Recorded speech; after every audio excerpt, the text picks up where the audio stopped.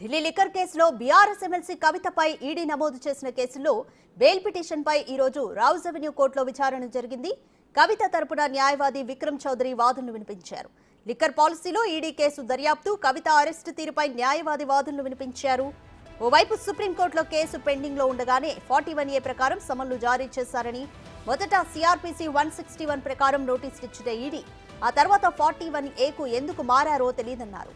ED కేసులో కవిత judicial కస్టడీలో ఉండగానే ఆమెను ప్రశ్నించాలంటూ సిబిఐ కోర్టులో పిటిషన్ వేసిందని, దానికి కోర్టు కూడా అనుమతించిందన్నారు.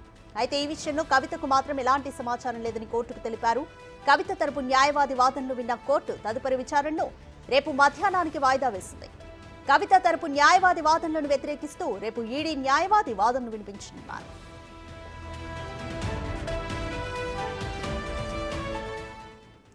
మోర్ డీటెయిల్స్ మా ప్రతినిధి శివ అందిస్తారు. శివ, ఢిల్లీ లిక్కర్ స్కామ్ కి సంబంధించి ఎమ్మెల్సీ కవితపై ఈడీ నమోదు చేసిన కేసులో బెయిల్ పిటిషన్ పై ఈ రోజు విచారణ జరిగింది. న్యాయవాదులు ఎటువంటి వాదనలు వినిపించారు? ఈ రోజు కవిత దాఖలు చేసిన ఢిల్లీ లిక్కర్ స్కామ్ కేసులో కవిత ఈడీ సిబిఐ కేసులో తనకు బెయిల్ మంజూరు చేయాలంటూ ఢిల్లీ హైకోర్టును ఆశ్రయించారు. ఈ నేపథ్యంలోనే ఈ రోజు మధ్యాహ్నం కవిత బెయిల్ పిటిషన్ పై విచారణ కొనసాగింది.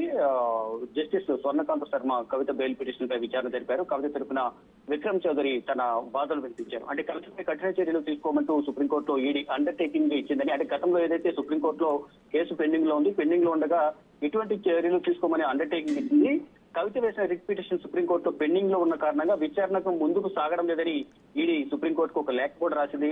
తాము ఇచ్చిన అండర్టేకింగ్ తదుపరి వాయిదా వరకే చెప్పారని సుప్రీంకోర్టులో కేసు పెండింగ్ లో ఉండగానే 41A ప్రకారం కవితకు సమన్లు జారీ చేశారు. 41A ప్రకారం ఎప్పుడైతే కవిత పిఏ అశోక్ కుమార్ కౌశిక్ సిబిఐకి వాంగ్మూలం ఇచ్చారో అక్టోబర్ వరకు ఆ కవితకు సంబంధించి కొంత కీలక సమాచారం ఇచ్చిన నేపథ్యంలో 41A కింద నిందితురాలుగా చేర్చుతూ నోటీసులు జారీ చేశారు. సిఆర్పిసి 161 ప్రకారం మొదట నోటీసులు ఇచ్చారు. తర్వాత 41A కింద ఎందుకు మార్చారో సమాధానం చెప్పాలంటూ కూడా కవిత తరపున న్యాయవాది విక్రమ్ చౌదరి ఇటు ఢిల్లీ హైకోర్టులో వాదనలు వినిపించారు.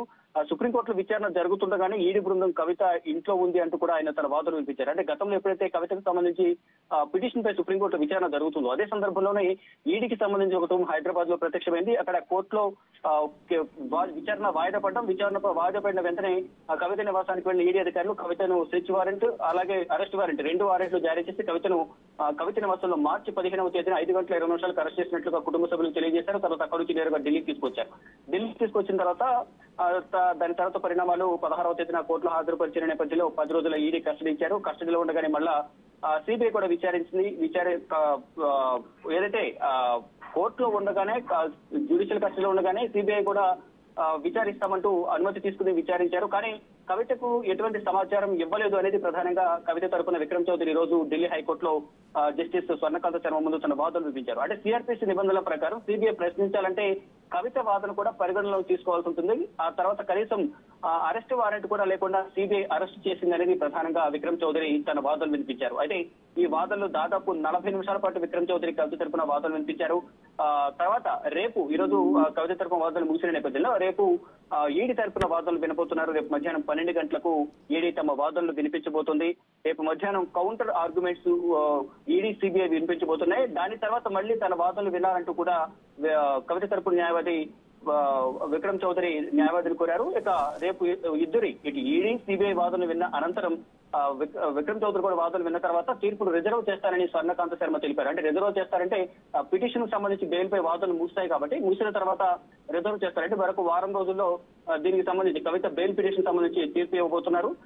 ఇచ్చిన తర్వాత అంటే కవితకు అనుకూలంగా వస్తుందా ప్రతికూలంగా వస్తుందా అనేది చూడాల్సి ఉంటుంది. మరోవైపు కవితకు సంబంధించి ఈడీ ఏదైతే ఛార్జ్ షీట్ దాఖలు చేసింది 8,000 పేజీలతో దాన్ని బ్రీఫ్ చేసి 224 పేజీలతో రౌజిన్ కోర్టు న్యాయమూర్తి కావేరీ గోవేదికు సమర్పించారు. దానికి సంబంధించి 29వ తేదీన కవితకు సంబంధించిన ఈ ఈడీ దాఖలు చేసిన ఛార్జ్ షీట్ పై పరిగణనలోకి తీసుకోవాలా లేదా అనే దానిపై తీర్పు రిజర్వ్ చేశారు. 29వ తేదీన దానికి సంబంధించి ఒక నిర్ణయం తీసుకోబోతున్నారు.